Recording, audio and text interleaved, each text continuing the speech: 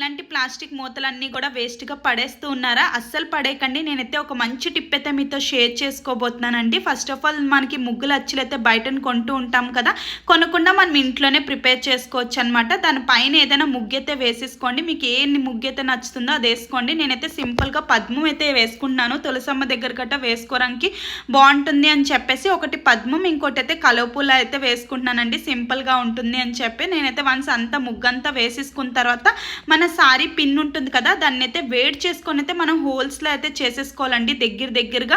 ఒకవేళ sorry pin లేకపోతే సూదితో అయినా వేడి చేసుకొని హోల్స్లో అయితే చేసేసుకోండి. ఇలా నేనైతే 2 ప్రిపేర్ చేసుకున్నాను. దానిపైన ముగ్గు పిండి అనేది వేసుకొని ముగ్గేసుకుంటే చాలా తొందరగా ముగ్గు అయిపోతుంది. మనకి పెయింట్ కావాలంటే పెయింట్ కూడా వేసుకోవచ్చు. నా చిన్నప్పుడు మా డాడీ అయితే పెయింట్ వేసేటప్పుడు కార్డ్బోర్డ్ మీద ఇలా కట్ చేసి అయితే ఉంచేవారనమాట. బట్ ఇప్పుడైతే ఇలా సింపుల్గా కూడా అయిపోతుంది. మన నచ్చిన వీడియో నచ్చితే లైక్ చేసుకోండి. అలానే నా ఛానల్ అయితే సబ్స్క్రైబ్ చేసుకోండి.